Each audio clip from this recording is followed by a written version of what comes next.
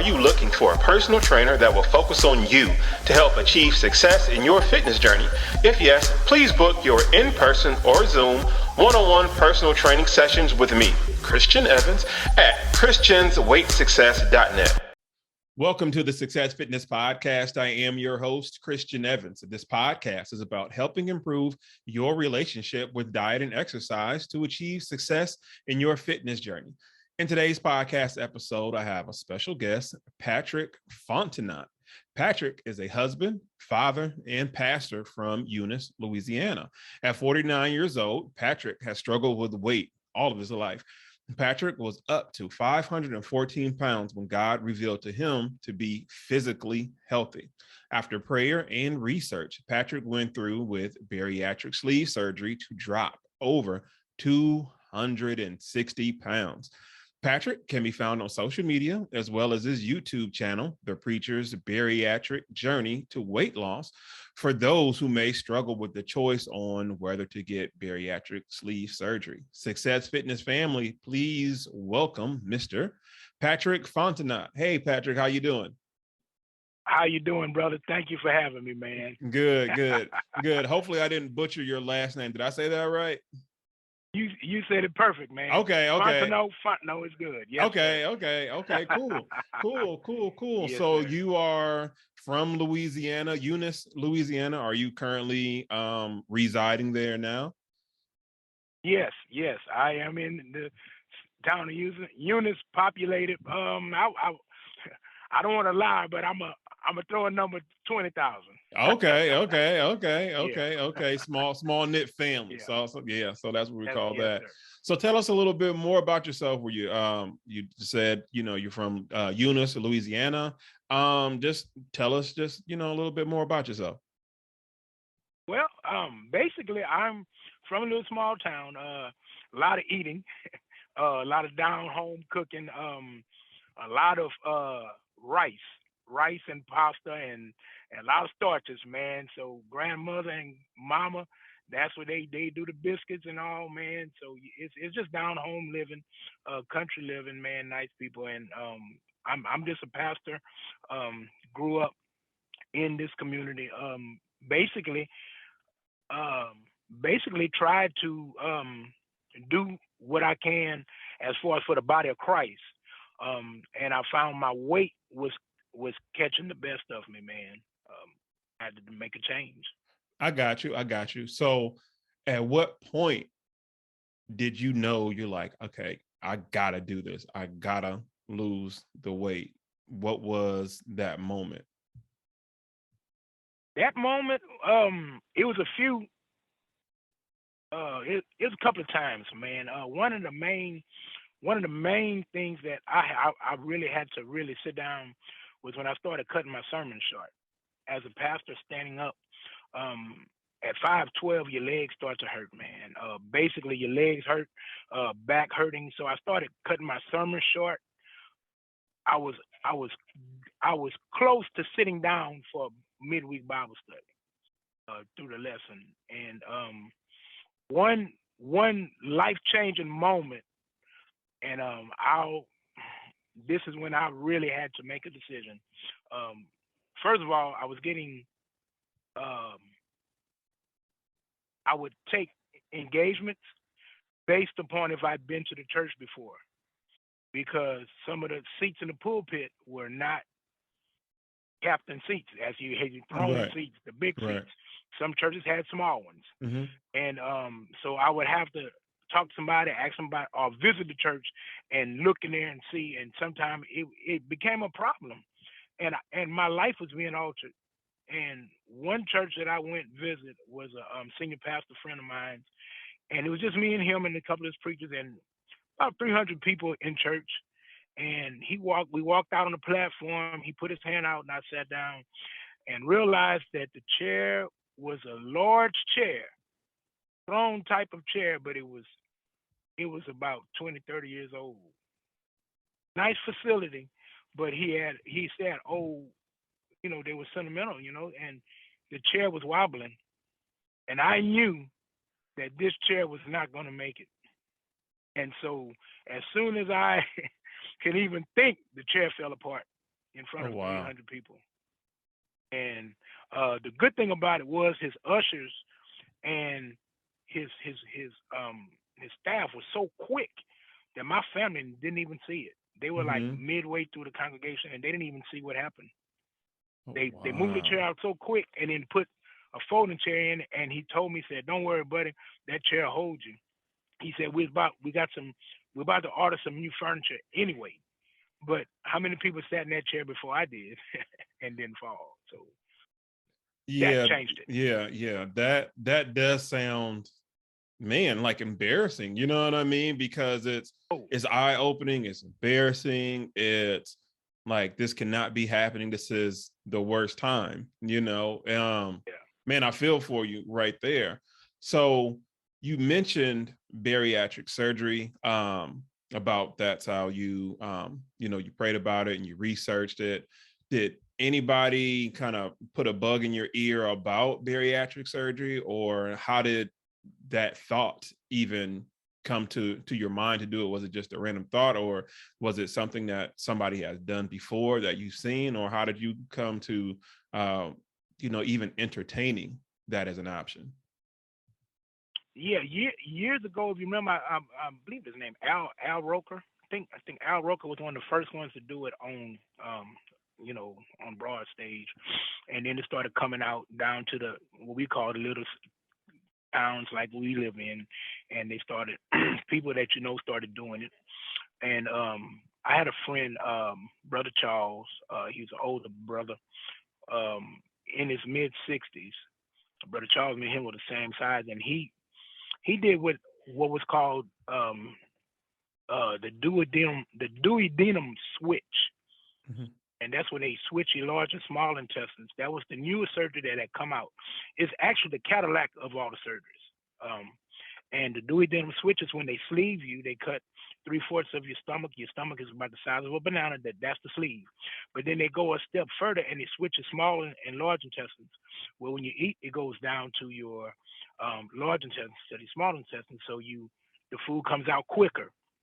And I did research on it. Spoke with Mr. Charles. He went from about 490, 480, 490s, and he went down to 180, and he's kept it off. And they found out this surgery had the most or had the best results as far as the weight gain coming back when they do. And so they came, and this is the surgery that they put on like 600 pounds, 800-pound people, and it takes it off. And so I talked with Mr. Charles. I backed out of this surgery like 4 times, man, hearing horror stories. And Mr. Charles, now I've seen him do it. And a lot of doctors or a lot of insurance companies don't want to pay for this.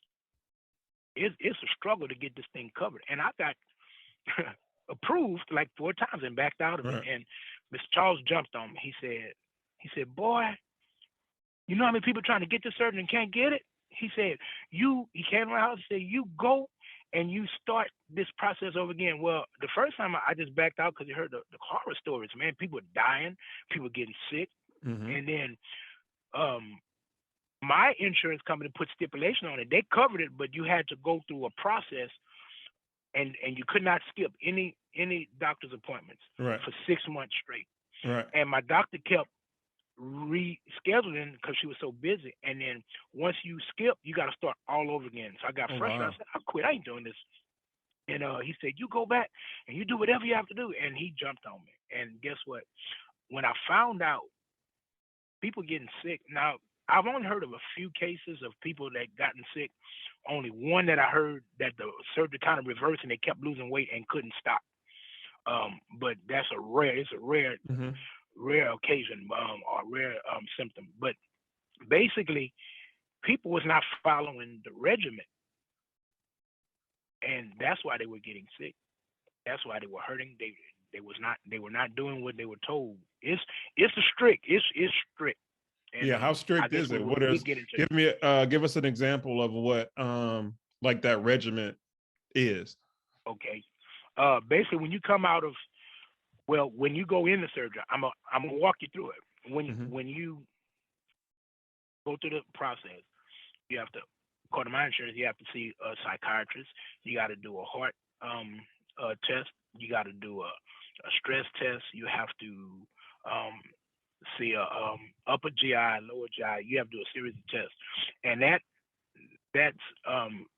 psych test, you cannot bubble in ABC 1, 2, 3. You got to read those questions because it would tell you if you're it's a psych eval to see if you can go through this thing. And so now I found when I was ready for surgery, 3 weeks before you had to go through from solids to liquids. Then the last 2 days you had to go through just clear.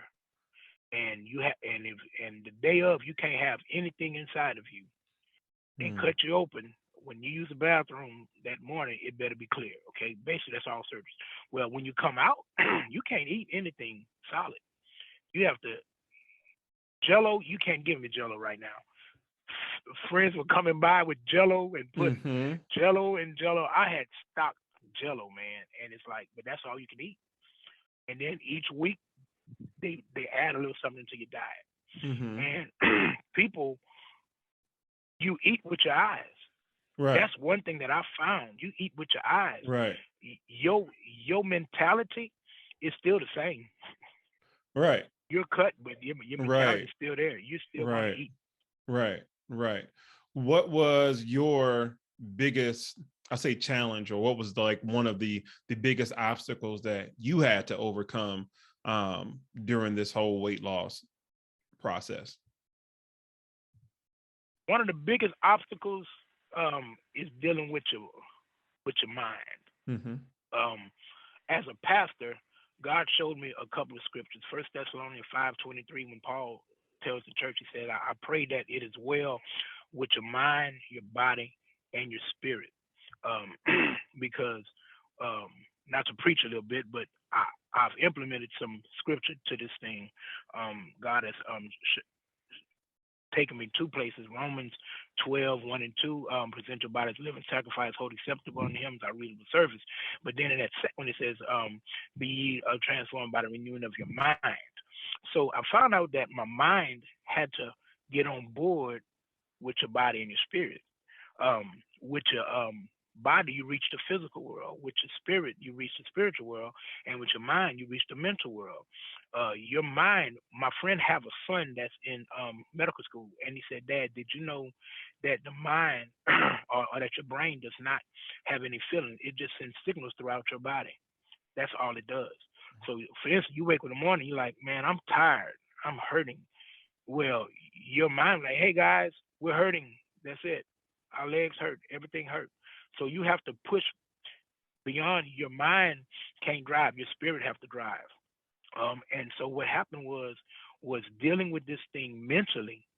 As far as eating, you can't eat, but maybe the equivalent of a 5-year-old when you start, and you'll still fix a plate of food, or you go to a restaurant. I had to learn how to order. I would still order a whole entree in size and couldn't eat but 2 bites, box everything up. So I had to learn how to eat. I would eat off my wife. I was like, look, I had to learn. Now you have to eat. I'll order exercise with you. Right. It's like just having to just reteach yourself something that is so, automatic, it's primitive to, learn how to, feed yourself. You got to feed your body, but now you have to like just reprogram yourself. So how was, just that mental part, that pretty much what you're explaining, like, how did you deal with that? How did you take all of that? You're like, okay, I have to reframe even how I look or even how I think about food. Yeah. I had to, now, trial and error, everybody goes through it. One thing was drinking and eating at the same time. You can't drink 30 minutes before you eat, and you can't drink 30 minutes until 30 minutes after you eat. So, because your stomach is the size of a banana. If you look at a banana, that's what your stomach's like a pipe, and you can get clogged. So, one habit I had was I love to drink. I see you picking up the jug of water. Oh yeah. I take 2 bites of food, 2 bites of food, and I'm drinking. Yeah. And so when you But said, that's a I'm no-no. like, what? Yeah. That is that, and habit wise, like I drive trucks. Okay. I had to learn. You work with a dietitian.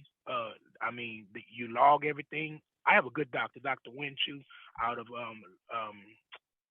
Lord's Hospital in Lafayette, Louisiana. Those of you that are around that area, look her up. She is a wonderful doctor. She believes in numbers. She's hard, but she gets the job done, and it's accountability. I see her last. She schedules me for last, so we talk. But you deal with a dietitian. For a trucker, I'm always on the go. I deliver gas locally, so I'm in and out the truck. So you're pushing.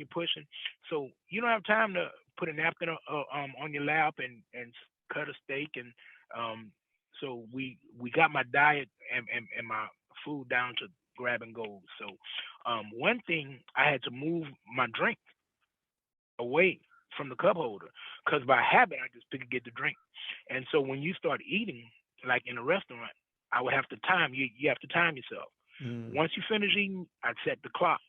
30 minutes later, then I wait 35, and then I would sip and start drinking.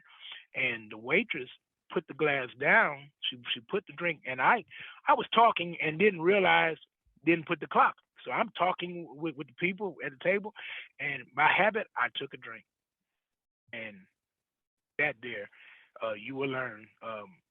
From that moment, you can't breathe. Wow. Everything's clogged up. And so now you panic. So my wife's looking at me like, okay. My parents across the table, people are like, what's wrong? You choking. So my wife's like, y'all just calm down. He's good.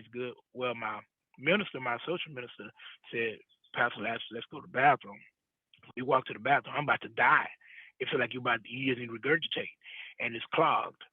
So basically, I'm walking around. I take my suit off. I take my coat off. Take my vest off. I'm walking around.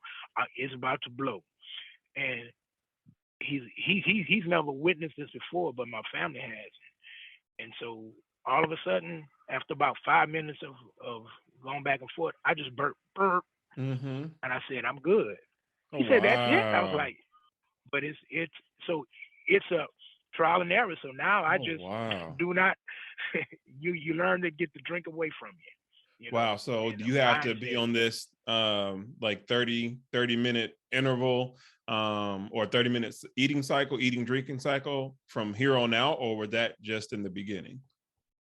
Well, that was in the beginning, because now I can do it. I can't get crazy with it. You're not gonna gulp anything down. But I can do it now. But this is like about the first 8 months to a year is crucial. You get clogged. You get clogged on a shrimp. They'll tell you. Another thing you have to learn how to eat. You have to take a bite of food and chew it. Take your time. Because but this what people do. I'm gonna get this one Cheeto. Chester cheese. I'm gonna give a Cheeto. I'm gonna eat that, and got clogged. Like a pipe clogged, choking to death. Wow. I've never heard that. Like, I've interviewed some people who had bariatric surgery. Like, they've never told me this part about it. So I'm literally like, oh my goodness, I couldn't imagine just being somewhere and that just happening. And especially if, I'm pretty sure they probably kind of gave you some warnings or whatever, but when you actually just go through it, just the panic, because you don't know what's on the other end of that, so right. That is, oh my goodness. So you said you did that for about a year. So how did you kind of transition, at least after that part about your intake? Well, what I did was working with the dietitian. You have to do at least the more water you can do is fine, but you want to do at least 60 ounces, 40 to 60 ounces a day. One thing that they don't tell you, and you have to learn, is that you don't want to eat anymore. You do not want to eat. And right now, I can eat and don't drink anything. I have to make myself take in water because I've gotten so used to it now. And so how I transitioned was I had to really take a day off from the gym. That's another thing. The gym plays a crucial part. Um, but I will sacrifice a gym day, and I will prep everything that I need for that day. Um, and then I'll prep about 20 meals with snacks, um, three high meals. So that's like a breakfast, a lunch, and then a dinner. And oh Lord, I'm sorry. Um, I will prep, and what I'll do is I will get up that morning and I will just get my meals Mm-hmm. and put them in this bag here. And as you see, most of them today I've finished. Okay. But I'll have about 20 meals a week. And what I'll do is I will you have to plan. I You got have you. to prep and I get your got you. body in that mode of eating every 3 hours, Okay, so you drinking have to eat in between. every 3 hours. Now you mentioned the gym and exercise. So when were you able to, I guess, be cleared to do exercises, and what were some of those beginning exercises that you did in the gym? Wow, okay. Are you talking post surgery or pre surgery? Oh, post surgery, post surgery. Post surgery is 6 weeks. Um, she's gonna turn you. She turned me loose at 6 weeks, and she told me this was her words. Dr. Wen Chu, Lord's Physician Group, Lafayette, Louisiana. You go see her. She's about 5 feet 2 inches. She's in tip top shape. She runs 5 miles every morning. She's in tip top shape. And she said, Mr. Patrick, now what happened was I went in to get the Dewey Denham switch because Mr. Charles had gotten it done. So I knew this switch now, for those of you that are looking for it and that are checking it out, it is a Cadillac of surgeries, but you have to do the research. When you eat, you have to be near the bathroom because you're going to use the bathroom about 30 minutes later. You can't eat any sugar for about the first year because you're going to go through a dumping syndrome. People ask, what is a dumping syndrome? Just imagine diarrhea times 100 with no control over your body. Your body rejects the sugars in the surgery. So you have to go through the process. But the end results, if you follow the process, will be immaculate. So she turns you loose. I was supposed to have the Dewey Denham switch, but when it went in, my liver was still too fatty. So she went ahead and sleeved me. And this sleeve is only for people that's losing a little bit of weight. You're only expected to lose 80 pounds. So she was supposed to, and I found out when they move your liver and you can die if it shatters. If they move it the wrong way and it's too fatty, it'll just shatter. So they don't know how your liver look till they get in. So that's why the regimen is very important when pre-surgery. They want to see you lose weight, and because you have to, this is a process because they want to lose as much weight as you can because they need to see your liver and they have to get in there. So when she got in, my liver was too fatty. So she backed out. She just went ahead and sleeved it. That's the first part.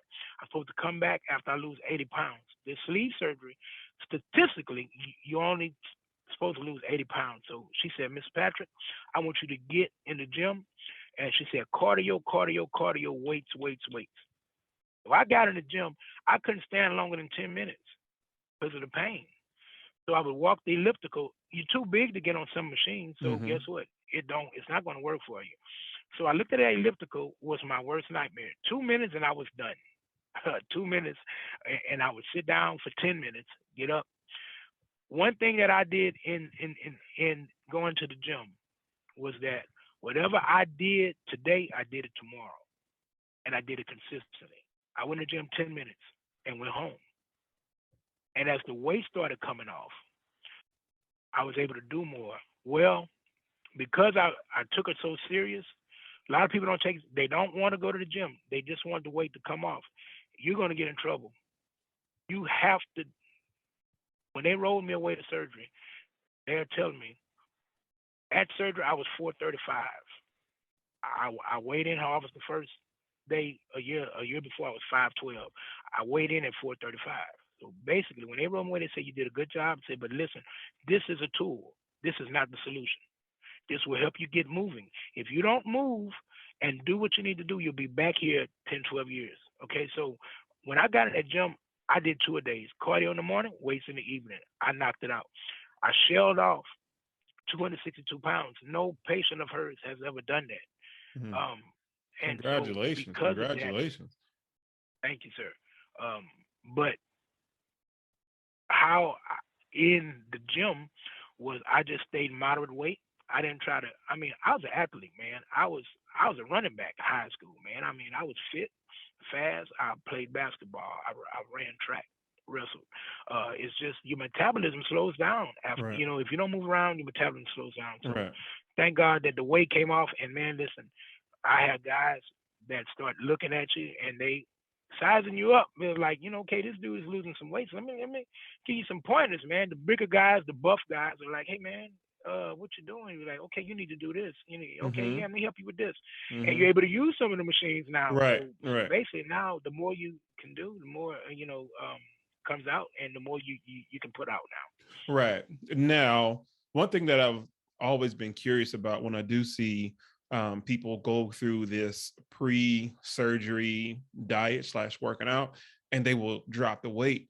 Now, in that process, does it ever cross your mind, or did it cross your mind of, hey, let me back out this surgery because I just lost, what was that, over 50 pounds from your first initial visit to your weight right before you went into surgery? um is there any time during that period, like, you know what, I've done this by myself or without surgery, as far as losing weight and still just building consistency going to the gym? Were there any thoughts of like, all right, I'm doing this on my own now, so now I don't need surgery? Well, yes, I thought about it because I was like, okay, if I got serious about this thing, I know the weight can come off because I've proven this. Because look, I was serious because I want it. But this is the thing. Um, Being in the for the for the federal motor guidelines in these trucks, the doctors are hard. As far as for this company, I work for the largest trucking company in the United States and Canada. So this is a large outfit. And so when you go see the doctor, we have a whole medical board. After you see the doctor, they still look over your medical records and they stay on top of it. They have a whole board that just watch physicals. And you go into these doctors, man. I mean, I never forget. I was 500 plus at the time before surgery, and I went in for a yearly physical, 2 year physical, and the guy asked me. He said, "Are you diabetic?" I was not diabetic. You have high blood pressure? No, sir, I don't have high blood pressure. Blood pressure was fine. Okay. He said, okay. I'm gonna give you a 3 month card. Supposed to give me a 2 year physical. He said, I want you to take this to your doctor. And naturally you can't understand the handwriting, so I take it to my doctor. My doctor laughs. Mm-hmm. He said, this guy wants to see your last office visit notes before he can approve your 2 year physical. He thought I was lying Mm-hmm. because of my weight. All right. And so he said, I'm gonna send him your whole wellness exam. He said, Patrick, you're healthy. He said, you're 40, at the time I was 45, 47, about 46. He said, you're healthy. He said, your weight just need to come off. You get your weight under control, everything's going to work out. But he said, I'm going to send you your whole wellness exam. So, in other words, I feel because of your size, I got tired of being picked on. A skinny guy walks in with the same numbers I had, would get his 2 year physical. I walk in 5'12". He thought I was lying on some of these questions. Then when I got back to the office 3 months later, he's like, "Wow, your blood pressure 126 over 68. You're not diabetic. I'm surprised you're not diabetic, but you're working on it. Mm-hmm. Like it's like they expect you to." Right. So that there was driving me to like, I mean, I'm gonna go in these physicals, and I'm tired of being picked on.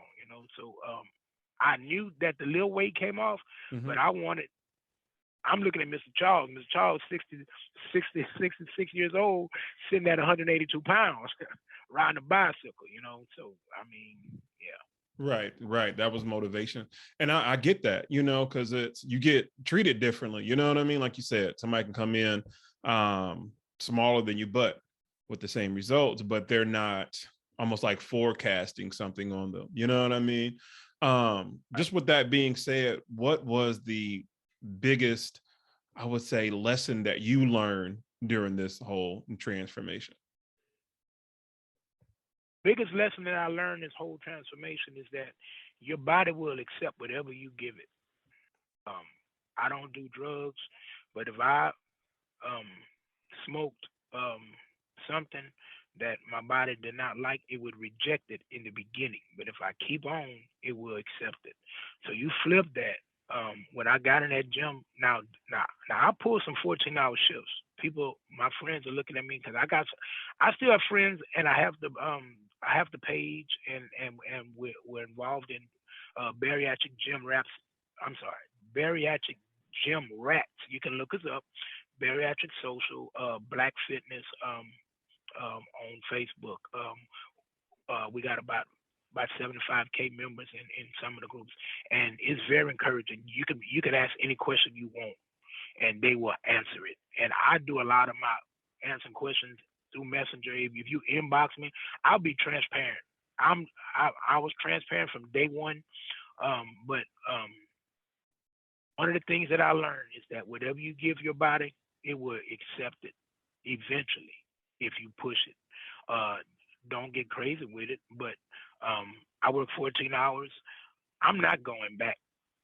That's my motivation. I'm not going back to 512. So therefore, I know the lesson I learned is that somewhere between high school and life, getting married, 4 kids, a wife, a job, now you have to make a decision. Now, there's a lot of times I don't watch TV till my day off. Maybe Sunday, I'm a pastor, so Sunday morning is booked.